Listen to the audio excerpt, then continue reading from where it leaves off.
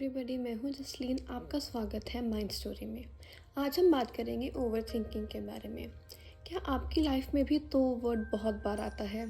अगर मैंने ये किया तो क्या होगा, अगर मैंने वो नहीं किया तो क्या होगा, अगर लोगों ने मुझे इस पर जज किया तो क्या होगा।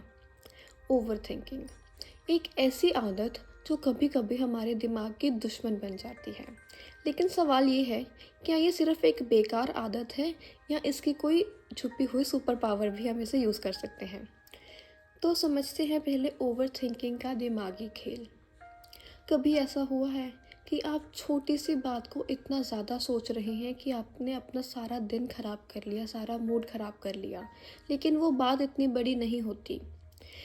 जो ओवर थिंकिंग होती है उसका डायरेक्ट कनेक्शन हमारे ब्रेन के फियर सेंटर से होता है, मतलब एमिगडाला से। तो जब हम ओवर थिंकिंग करते हैं तो हमारे जो इन्वायरमेंट है, हमारे थॉट्स हैं, वो चेंज होने लगते हैं। हम अपनी इन्वायरमेंट को अपने थॉट्स के मुताबिक चेंज कर लेते हैं। फॉर एग्ज़ाम्पल, अगर किसी बच्चे का कल एग्ज़ाम है, वो बार बार सोचे जा रहा है कि मैं फ़ेल हो जाऊँगा, फ़ेल हो जाऊँगा। या अगर आप किसी रिलेशनशिप में हो तो आप बार बार, अगर वो मुझे छोड़कर चली गई तो क्या होगा। ये हमारे एक्शंस को कंट्रोल करने लगता है। लेकिन सवाल ये है, क्या ये पॉजिटिव वे में नहीं हो सकता? अगर मैं आपको कहूँ कि जो हमारे ब्रिलियंट पीपल रहे हैं हमारे अर्थ पर, वो एक बहुत ही बड़े ओवर थिंकर थे।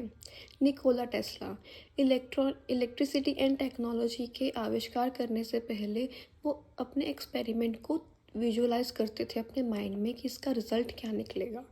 तो उनकी ओवर थिंकिंग उनकी सुपर पावर थी। और अगर ओवर थिंकिंग आपके लिए एक सरदर्द बन जाए, अगर आपके लिए एक बर्डन बन जाए, तो ये आपकी मेंटल हेल्थ को डिस्ट्रॉय कर सकती है। लेकिन अगर आप ओवर थिंकिंग कर रहे हैं तो ये बहुत ज़रूरी है जानना कि आप किस वे में, किस चीज़ में ओवर थिंकिंग कर रहे हैं। एक पॉजिटिव ओवर थिंकिंग जो आपको नए सॉल्यूशंस दे सकती है, वो ओवर थिंकिंग आपको एक वो आपके लिए एक फ़ायदेमंद होगी।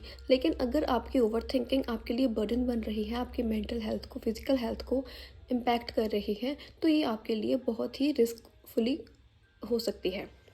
तो अभी बात करते हैं कि हम ओवर थिंकिंग से छुटकारा कैसे पा सकते हैं। First, reality check.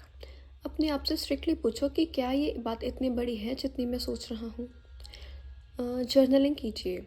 अपने जो थॉट्स हैं, जो अपने ओवर थिंकिंग कर रहे हैं जिस टॉपिक पर, वो आप लिखिए, क्योंकि लिखने से हमारे जो ब्रेन है वो उसे ज़्यादा एनालाइज कर पाता है।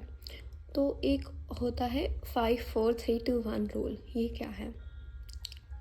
अपने जब आप ओवर थिंकिंग कर रहे हैं तो जो आपके आसपास चीज़ें हैं, वो 5 चीज़ें देखिए, 4 चीज़ों को टच कीजिए, 3 चीज़ों को स्मेल कीजिए, 2 चीज़ को आप सुनिए, 2 साउंड सुनिए डिफरेंट टाइप्स की, और 1 चीज़ को आप टेस्ट कीजिए। जब आप ये करेंगे तो ये जो आपका ये प्रोसेस होगा, ये आपके ओवर थिंकिंग के लूप को तोड़ देगा। एक आप देखिए कि डिसीजन टाइम लिमिट। जब आप किसी डिसीजन लेने में आप कंफ्यूज हो रहे हैं, तो आप सोचिए कि मैं बस 10 मिनट या 5 मिनट इस टॉपिक पर सोचूंगा, और जो रिज़ल्ट निकलेगा वो मेरा फाइनल आंसर होगा। ये आपको एक बेटर सॉल्यूशन देने में हेल्प करेगी। तो अगर आप ओवर थिंकर हैं, it doesn't mean that you are weak, बल्कि आप एक डीप थिंकर हैं।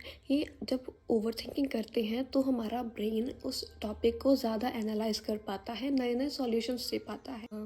ये ओवर थिंकिंग पर बहुत डिपेंड करता है कि आप किस टॉपिक पर ओवर थिंकिंग कर रहे हैं।